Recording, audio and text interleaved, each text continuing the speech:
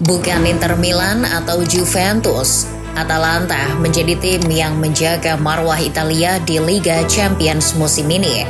Saat Nerazzurri dan Bianconeri tersandung, mereka menggendong sepak bola negeri Pisa agar tetap disegani di benua biru.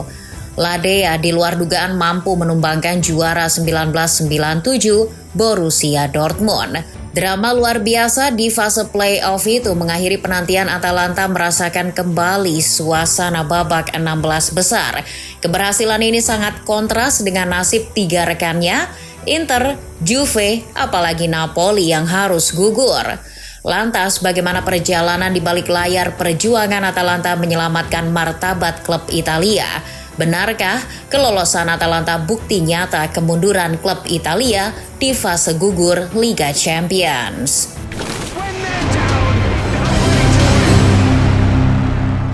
Tertinggal divisi 2 gol atas Borussia Dortmund jelas tantangan berarti bagi Atalanta. Sebab di leg pertama setiap peluang emas mereka mental di tangan Gregor Kobel. Masalah tambah pelik karena di pertemuan kandang terakhir atas di Borussen tidak ada pemenangnya. Bagi Atalanta hasil imbang tak cukup diandalkan untuk membawa mereka ke babak berikutnya. Kemenangan lebih dari 2 gol menjadi satu-satunya jalan menuju 16 besar. Terdengar agak tricky, tapi optimisme untuk remontada datang dari para fans. Dukungan supporter fanatik di Bergamo menjadi faktor pembeda. Atmosfer lautan biru hitam terbukti sangat intimidatif dan membantu tuan rumah menekan sang tamu. Atalanta pun langsung ngegas mengambil alih permainan. Laga baru 5 menit bergulir, Gianluca Scamacca membuka harapan untuk melangsungkan pembalasan. Sentakan tersebut membuat pemain lainnya terbakar untuk ikut menambah keunggulan. Determinasi tinggi terus-menerus Atalanta ke jantung Dortmund, membuat keunggulan agregat 3-2 saat memimpin 3-0 di menit 57. Keadaan sangat tegang kala Karim Adeyemi menyamakan agregat menjadi 3-3. Sampai kemudian pelanggaran Rami Bensebaini kepada Nikola Krostovic di injury time menjadi titik balik. Sempat diwarnai drama pemberian 3 kartu merah, Atalanta mendapat kesempatan penalti. Di bawah tekanan besar, Lazar Samardzic sukses menunaikan tugasnya sebagai algojo. Seisi stadion bergetar karena misi remontada berhasil terlaksana. Hasil akhir agregat 4-3 memastikan Atalanta berjumpa kembali dengan 16 besar. Keberhasilan lanjut ke fase 16 besar membuat Atalanta jadi satu-satunya wakil Serie A yang bertahan saat ini. Setelah Napoli gagal tembus, Inter Milan dan Juventus malah terpeleset di playoff. La Beneamata bikin malu Liga Italia karena bisa-bisanya kalah agregat 2-5 dari Bodo Glimt. Sementara La Vecchia Signora menyerah agregat 5-7 dari Galatasaray. Fakta tersebut terasa pelik karena dalam 2 musim beruntun hanya satu wakil Italia yang tersisa di 16 besar. Musim lalu cuma Inter yang mencapainya dan kemudian melesat sampai partai final. Ya, meskipun ujung-ujungnya digunduli PSG tanpa ampun.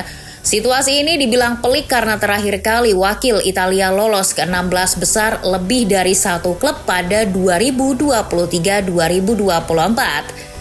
Menurut Football Italia, waktu itu ada 3 dari 4 perwakilan Italia yang tampil di 16 besar. Mereka adalah Inter Milan, Napoli, dan Lazio. Sialnya tidak ada satu pun yang selamat ke perempat final. Inter dibungkam Atletico Madrid dengan agregat 2-3, Napoli ditundukkan Barcelona dengan agregat 2-4, sedangkan Lazio menyerah dari Bayern Munchen dengan agregat 1-3. Dari 3 tim pada 2023-2024 menciut menjadi satu tim dalam 2 musim berikutnya. Pengurangan ini menjadi ironi bagi Serie A sebagai 5 besar liga terbaik Eropa. Mengutip Chosen Beast, penurunan dalam 2 musim, termasuk sekarang, menandakan bahwa sepak bola Italia sedang goyah di pentas Eropa. Wakil negeri Pisa seperti tidak ada wibawanya. Kembali ke Atalanta, menapak babak per-8 final merupakan peningkatan grafik penampilan klub di Liga Champions. Musim kemarin, laju Atalanta harus terhenti di play-off atas klub Brugge. Dari 2 kesempatan home maupun away, La Dea sama-sama dijinakan dengan kekalahan agregat mencolok 5-2. Kali ini mereka menyongsong hasil lebih baik di Liga Champions. Sejak memulai debut Liga Champions pada musim 2019-2020, Atalanta sudah 2 kali tembus babak 16 besar. Dari 2 kesempatan itu, 1 diantaranya sampai lanjut ke perempat final. Momennya tersaji pada musim 2019-2020 di mana Atalanta mengunci jatah ke babak selanjutnya setelah mengandaskan perlawanan Valencia dengan agregat 8-4. Sayangnya mereka harus menyerah dari PSG dengan skor 1-2 di tengah wabah pandemi COVID-19. Le Parisien pun bablas ke semifinal, bahkan sampai final, walau akhirnya dibungkus Bayern Munchen. Nah, berbekal kepercayaan tinggi karena memulangkan Dortmund, Atalanta berpeluang menyamai pencapaian tertinggi mereka di UCL itu. Tapi sebelum itu ada tantangan terjal yang mesti diatasi. Di fase 16 besar musim ini Atalanta akan berjumpa dengan salah satu di antara Arsenal atau Bayern Munchen. Karena narasi ini ditulis sebelum drawing, siapapun lawannya nanti, Atalanta wajib memasang mode sangat serius. Baik Bayern maupun Arsenal sama-sama tim raksasa. Terlebih Bayern yang mungkin di tangan Vincent Kompany sedang berambisi juara. Bertahannya Atalanta sebagai satu-satunya delegasi Italia tentu tidak bisa ujuk-ujuk terjadi. Ada peran sosok kunci di balik penampilan Trenggina Seladea hingga play-off lalu. Siapa dia? Sudah pasti Raffaele Palladino orangnya. Penunjukan Palladino sebagai allenatore sedikit banyak berdampak bagi perjalanan Atalanta saat ini. Ia datang saat kondisi tim sedang lesu. Sebelumnya, penunjukan Ivan Juric di awal musim adalah kesalahan manajemen klub. Betapa tidak, pria asal Kroasia ini merupakan pelatih mediocre. Sebelum ini saja, Juric dipecat oleh Southampton karena gagal menyelamatkan klub dari degradasi. Di tangannya, Atalanta hancur-hancuran, sehingga klub mau tak mau mendepaknya lebih cepat dan menggantinya dengan Raffaele Palladino. Menurut OneFootball, pelatih 41 tahun itu dipilih karena ia adalah murid Gian Piero Gasperini, sehingga bisa melanjutkan struktur tim yang sedikit banyak sudah dibentuk oleh pelatih gaek tersebut. Tapi, perjalanan Palladino membesut Atalanta tak berjalan mudah di awal. Untungnya, pelatih yang satu ini membawa Atalanta meraih 3 poin di laga pertamanya di Liga Champions. Mempermalukan Eintracht Frankfurt di rumahnya sendiri dengan skor telak 3-0, Atalanta meraup 3 poin. Setelah itu Atalanta asuhan Palladino kembali mengejutkan dengan memetik kemenangan atas Chelsea. Sayangnya di 2 laga terakhir fase Liga, Atalanta justru keok, masing-masing dari Athletic Club Bilbao dan Union Saint-Gilloise. 2 kekalahan itu membuat Atalanta mesti bermain di babak play-off 16 besar Liga Champions. Nah, di babak play-off inilah dia tampil penuh percaya diri. Raffaele Palladino mendongkrak kepercayaan diri Atalanta dengan ramuan taktik yang jitu. Ia mempertahankan filosofi menyerang yang dipadukan dengan keseimbangan di lini tengah.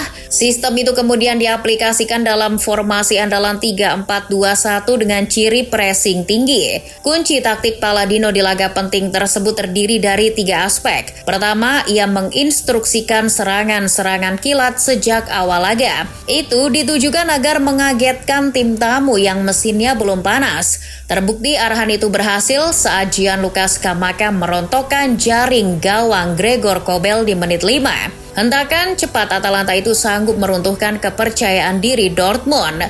Kemudian Palladino mendorong eksploitasi sisi sayap. Umpan-umpan yang dilepaskan dari sisi sayap menjadi senjata mematikan.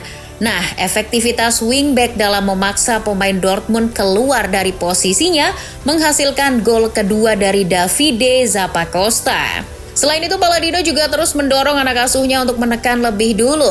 Lihat saja di babak kedua, Atalanta memasang hampir seluruh pemain outfield di garis tengah lapangan, sehingga membuka opsi umpan diagonal. Ini berhasil di gol ketiga yang dicetak Mario Pasalic.